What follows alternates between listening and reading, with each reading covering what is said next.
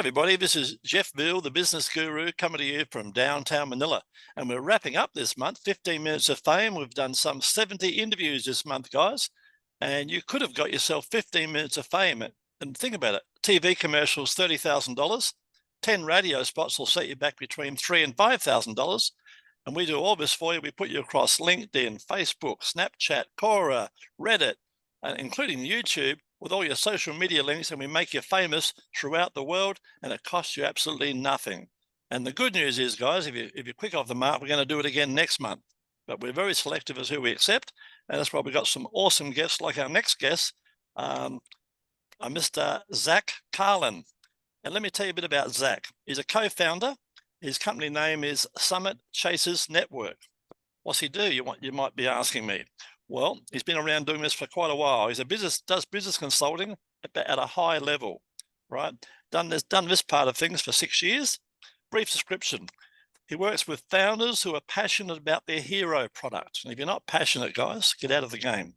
The people they serve and service, they provide so much so that holds them back from creating a strong business foundation and allows them to grow and fulfill their mission. And that's where Zach and his team come in. Throughout internal organizational structure, recruiting, hiring processes, which include done for you, that serves you with services, leadership, development, and succession plan, which is also very important, guys. At some stage, you're going to want to get out, right? Get out and do something else. Key achievements, he flipped 6 different health and wellness facilities while being a professional athlete. His personal philosophy, it's a big one. Your success is dependent on your ability to intentionally take responsibility, be radically open-minded, and surrounding yourself with people who will hold you accountable to both. In fact, my one's a simple one, guys. If it's meant to be, it's up to me, right? It's that simple, guys. No one's coming to save you. Zach will tell you that. Interesting fact about himself, he was a former 3-time professional athlete, and he'll tell you about that shortly. So, hello there, Zach. How are you, buddy? Doing amazing. Thank you so much for having me, my friend. No trouble at all. You're most welcome. Let's get this show underway. Tell us about your journey and what inspired you to come on your current career path. Oh, there's lots that inspired me. So my journey, I wouldn't say it was a typical one when you would see for a lot of, consultants and stuff, especially in the business world, when you see somebody who has owned and flipped as many businesses as I have. I grew up in a very small town in Canada. In Canada, you do one of 2 things in small towns. You play hockey, you do drugs. I am an overachiever. So Which one did you do? I did, like I said, I'm an overachiever, so I did both. Right. And I was always that kid who wanted to do more. I never, I knew I never wanted to be in the town. It was one of those towns where you're almost like an ant, where you come out, you're born, and then based on what your parents did or what the Correct. perception of your family in the community, they decided who you're going to be, what you're going to do, and the type of life you're going to live. Yeah, And that I absolutely hated. a pawn in the game is what I call them, a pawn. They want you to be a pawn in the Exactly. game. Not let be anything else. You got to be a pawn. Yeah, go ahead. Exactly. I'm not a pawn. I'm a rook or a knight, whatever. I don't know. I'm anything You're but a a pawn. knight. You're a knight because you move in different directions. Right. You know, a rook's one-dimensional, but I'm a knight also, and the knight jumps all over the board. You never know where he's going to pop up next. Yeah, yeah, and the knight can jump over people. Yeah, exactly. I'm the knight. So, I always knew that. So that's where, and because I felt trapped. Because I felt trapped, I wasn't taking responsibility for my own success and my own path. I I took the easy way out, which was I chose the life of escape, which was drugs. So Yep. by the time I was 18, I was a drug addict, Wow. and luckily I had a few people who stuck with me. One of which was actually my boxing coach, and the other was my parents. And my boxing coach gave me a pretty strong talking to one day that really opened my eyes to a few things. And one of it was, as you said, in kind of my one of my philosophies is you got to take responsibility. And I remember I was laying in a one of those horizontal slides. It's kind of like one of those horizontal tube slides, and my feet were sticking out. And he kicked me so hard in the leg, and he said, like, every every time I talk to you, have so many excuses of why you're stuck here, or why you're not achieving these things, why you're doing this, blah blah blah, why you're doing that. It's like you got to take responsibility for your life and your success and your failures and all that kind of stuff. I'm like, yeah, shut up. But my parents tell me that all the time. Teachers told me that all the time. Everybody told me that. Yeah. Yeah. And he grabbed me aggressively. He was a big guy. His name was Gord. Never did learn his last name. And anybody who I tell his name is Gord. You can picture a Gord in their head, and he looked exactly like this person you're probably picturing. But he grabbed me and he shook me and he said, "No, you have to take responsibility for everything, even the things that aren't obvious, even the things that seemingly you don't have control of. Maybe you can't control the situation, but you can control how you react to it. You have to take responsibility for how you react to these things." So that kind of that shook me out of it for long enough to kind of start to get some momentum to get my act together. And I was prior to that, I was a black belt in karate. I had been boxing since I was 12 and played hockey, Wow. so I was kind of perceivably a tough kid, right? I didn't really see myself that way, but that was what helped me get out of this way of life, these mental habits, was martial arts, was fighting. And by the time I was 19, I was pretty good, and that was what I used to get out of that spot that I was in. And I'm the type that's either you're all in or you're all out, and I decided to be all in, and I moved from a small town in Claresholm, Alberta, Canada, to Las Vegas, Wow. which as a Well, recovering, yeah, that's a real town. Yep.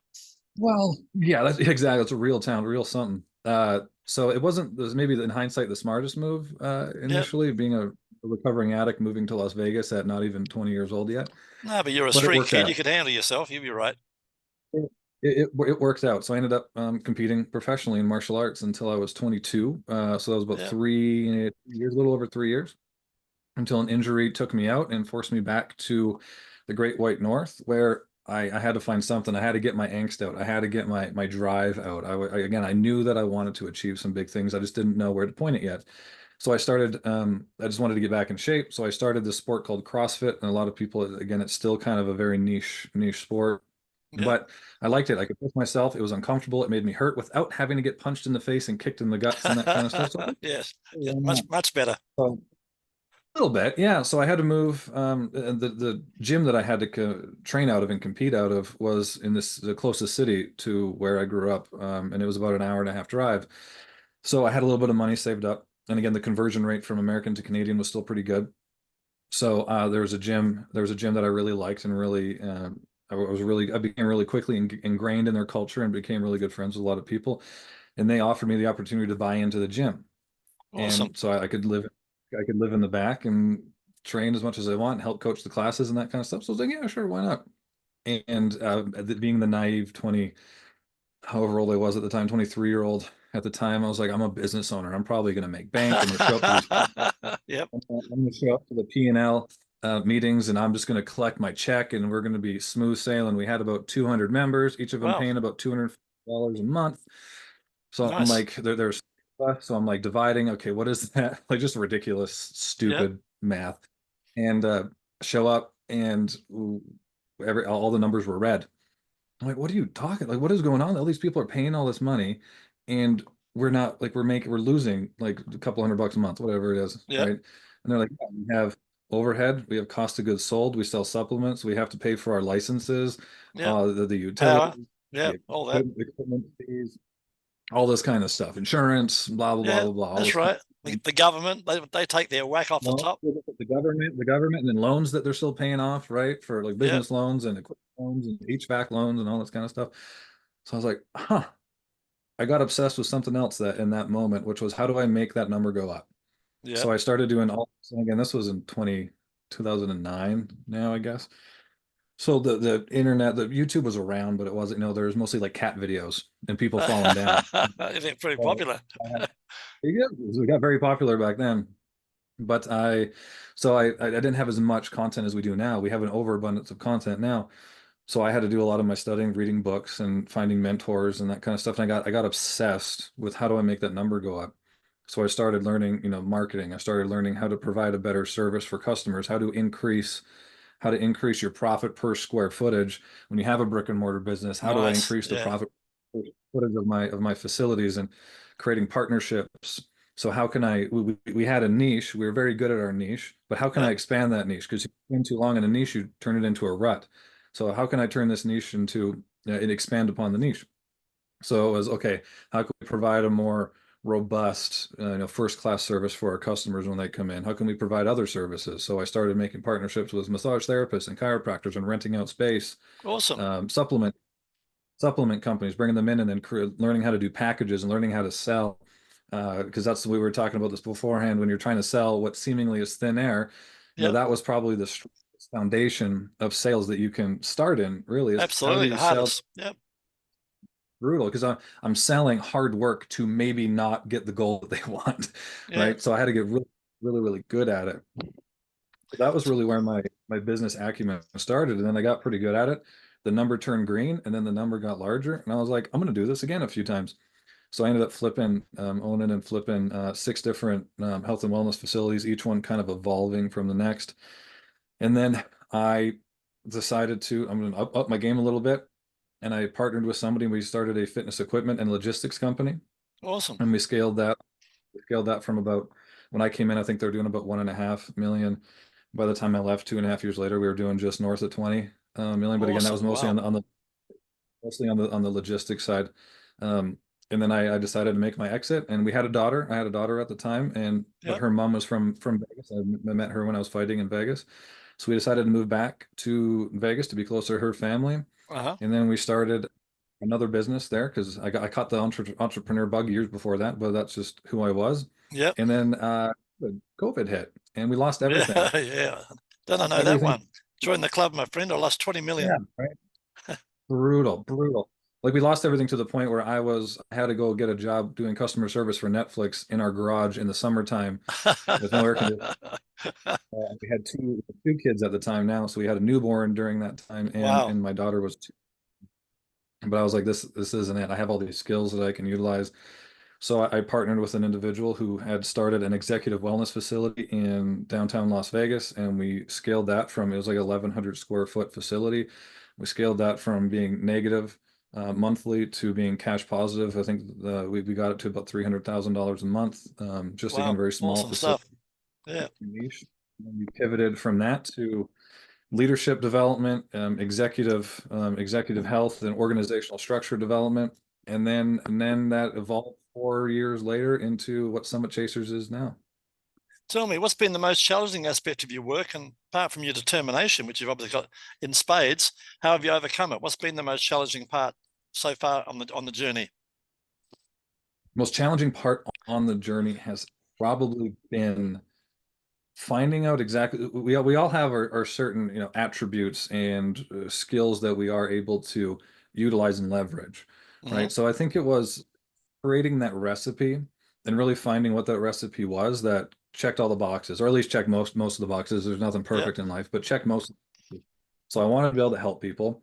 I wanted to be able to change communities. I wanted to have a big impact, right? And I Yeah. have all this skill in coaching. I know we don't like that word, but we have the skill in coaching. I Yeah. have the I skill in get that. organizational.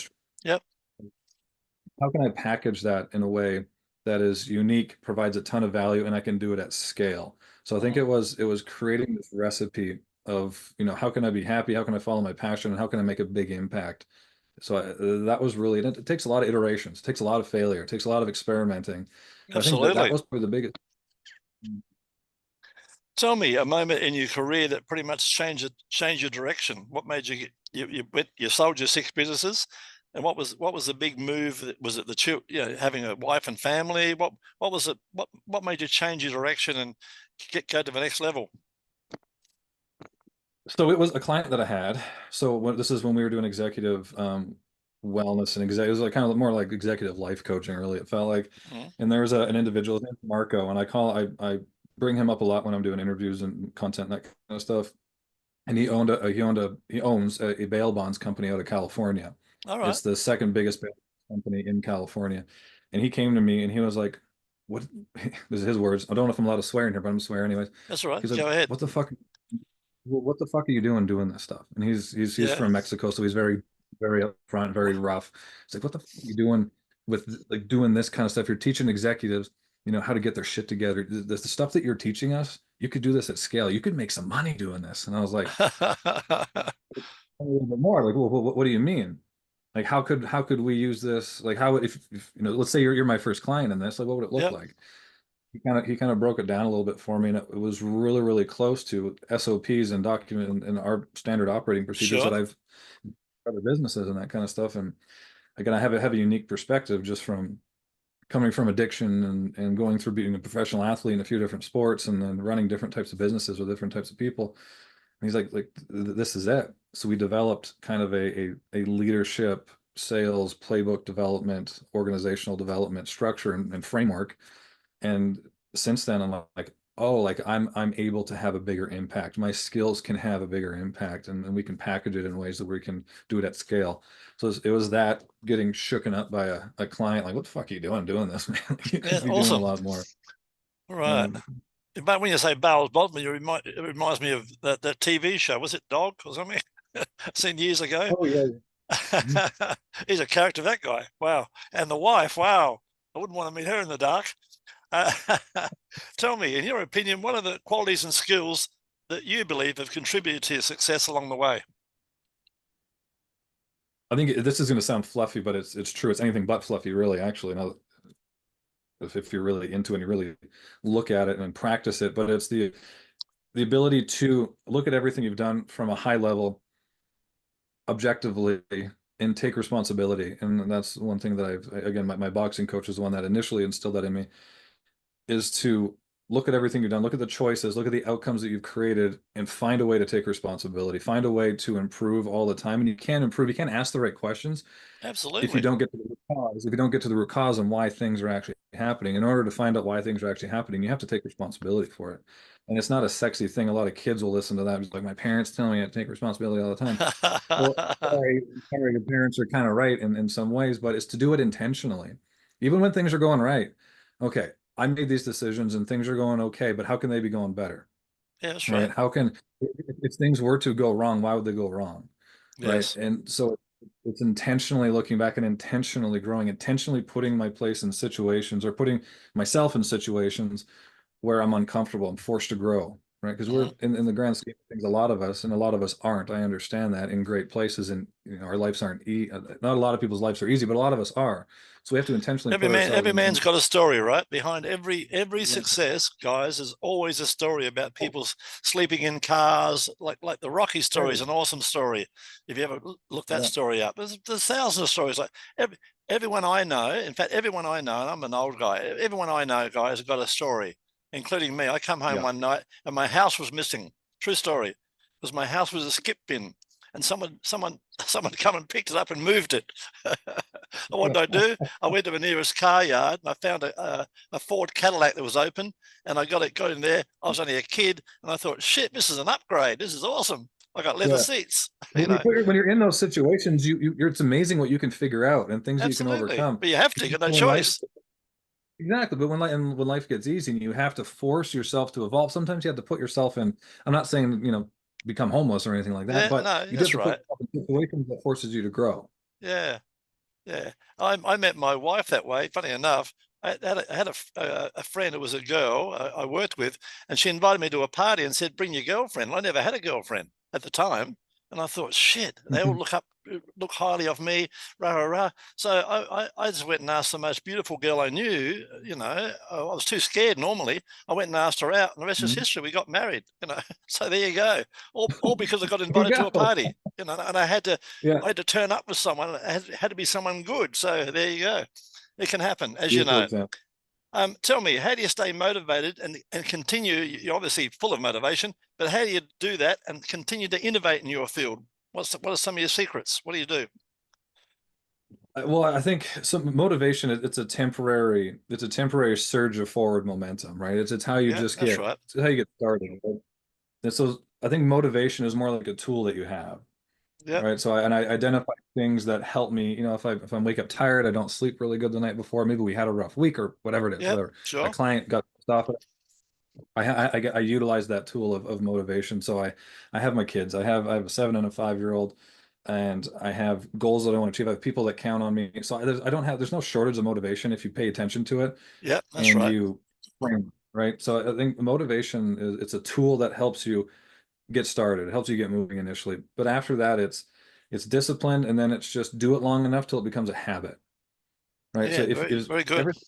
everything is as long everyone should create their own principles and their own kind of systems and processes. So for me, I just kind of gave you a really jumbled example. So if I'm having a bad week, I'm having a bad day, I pull upon that motivation to get me started, right? But then I understand if I use discipline to just keep moving for a certain amount of time, it's going to become a habit. and then and then that's just going to be the way things are for a while. But I just have to get started. So you have to intentionally create these processes to get yourself moving. And then how do I create that momentum and keep the momentum until it becomes a habit, right? So it's intentionally paying attention to those types of things, utilizing the motivation as a tool. Yeah, I got to tell you a funny story. We're allegedly a third world country, though. Where I am in the Philippines, I'm in the best part of the world, guys. I can get downstairs. I can get tomahawk steaks. I can get the best wines, the best cheeses. They cost a lot of money, but that's what I work hard for. However, yesterday it rained and there's a few storms around, and they cancelled all the schools, right? And all the shopping centres. They let all the staff go home an hour early because of the rain. And I was saying to my partner, "Are you kidding me?" And I used Canada. I said, in fucking Canada, they go to work in the snow every day. Mhm. What's a bit of Every rain? day. This is bullshit. They cancelled There was school no, because of a bit of a rain, like yeah. statewide. Like, no more school today. Mhm. I thought, are you kidding me? No wonder the country's going backwards. You Yeah. know, When I moved to Vegas, there was even snow. The snow didn't even have to hit the ground. It would melt before it hit the ground. No school. Here, it was chains out. yeah. No matter what Yeah, no it's a matter what you want mindset. to It's a real mindset, isn't it? do. It's interesting to see that sort of mindset. Tell me a Mhm. recent project or achievement that you're particularly proud of. Oh, so me and my partner, we set out on a mission to kind of prove a point, which was that you could live the life you want and also scale a business. So we sold everything, not everything, but we sold most of our possessions, Yeah. and we bought two Jeeps and a small trailer. Now, Wow. keep in mind, our Jeeps can't pull a huge trailer, so the trailer living space is about 18 feet long with a slide out, so you get a little bit of room. And we have four dogs and then two kids. So we wanted to prove a point that we could grow our business and travel the country at the same time. Awesome. So we did that. And over 3 months, we traveled all across the U.S. We from Texas all the way to over to Georgia to I mean, I'm talking to a lot of people that maybe don't know the states, but I traveled from one end of the U.S. to the other, and then back to the middle, and then up to Canada in a span of Wow. about 3.5 months. And we were able to grow the business by about 300%. Grew the team, got some great clients, and able Awesome. to I tell people, learn. move. You're not a tree. Move. No, and If you got a lap, don't wait for the perfect time. no, You just if you do got it. a laptop and internet, guys, there's no excuse. You can work from the beaches of the world, and I often do. Yeah. That's Hmm. an awesome story. What advice would you give someone aspiring to follow in your footsteps? What advice would you give them? You sound like a man who's about 100. For a young fella, you've done a hell of a lot, my friend. But what advice would Yeah, you I give would say someone? I would say don't follow in my footsteps. I would say Don't do drugs. skip a few. Yeah, don't. Yeah. There's a few Yeah, steps that maybe don't. sell them, guys. Be it like me, I was an entrepreneur. I didn't do them, I sold them. Exactly. And you know what?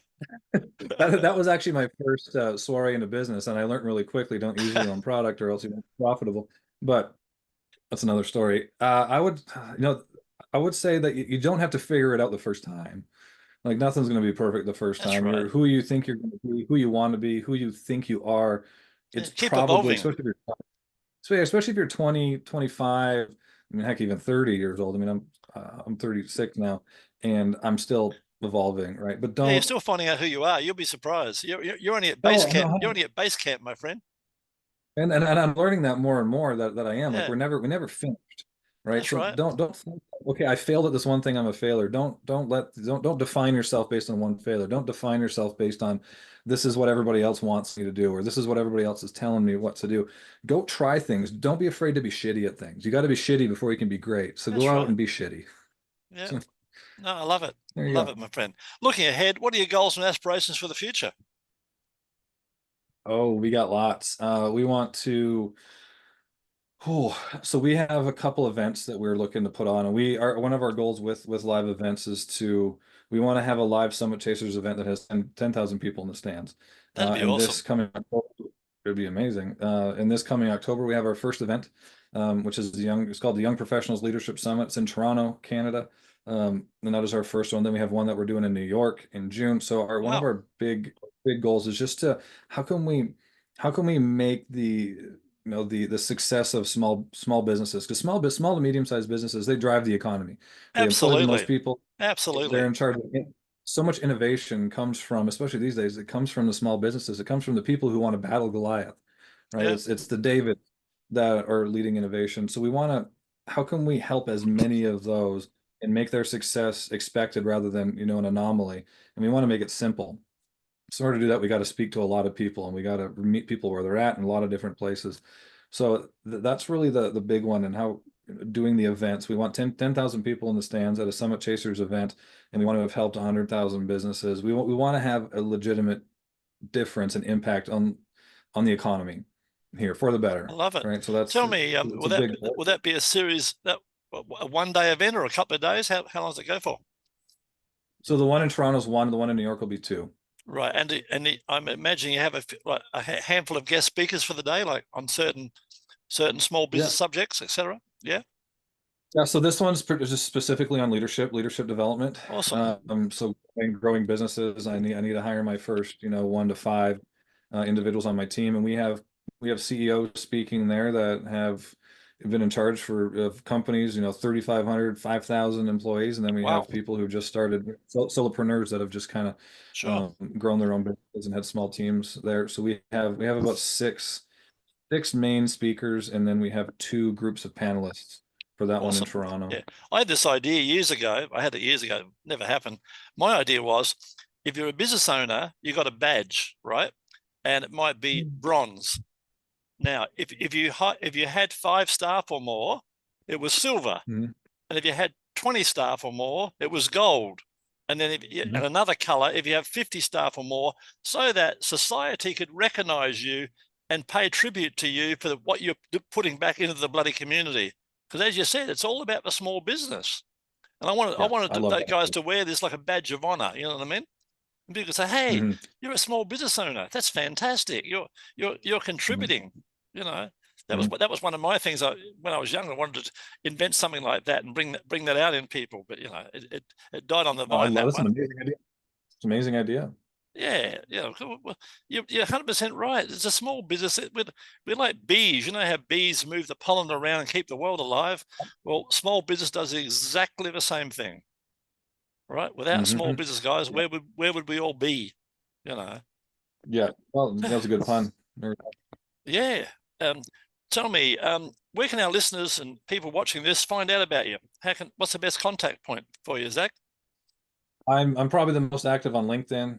Hmm. Zach Carlin on LinkedIn, or Summit Chasers Network on LinkedIn. You can also check out, we have tons of content that we put out. Both me and my partner have our own podcast. I do 3 live shows a week, and you can find Awesome. all those on either LinkedIn or our YouTube channel, Summit Chasers Productions on YouTube. Instagram, I'm the Nomad Coach on Instagram. Need to change that handle. It's an old one. And then Summit Chasers Network on Instagram or Facebook. Fantastic. And wrapping it up, tell us a fun fact. We'll learn a few fun facts about you today. You're an ex-druggie, you're an athlete, you're a boxer, you've done the whole 9 yards. Tell us a fun fact about yourself that most people don't know. Oh, I'm a nerd. I'm a big nerd. I I watch love it. when my fiance goes to sleep and we're done for the day, we're done work for the day. I unwind and I have a beer and I watch some anime. So I'm a nerd. Right, right. Not bad. Not bad at all, my friend. All right. That's a wrap. So, guys, if you want to be on 15 Minutes of Fame, you've missed out for this month, but we're having a new one come up next month called Stars on Spotlight. So, if you want to be be spotlighted and become a star, please feel free to reach out. You've been an awesome guest. Thank you very much for your time today, Zach. Appreciate you, Jeff. Big time.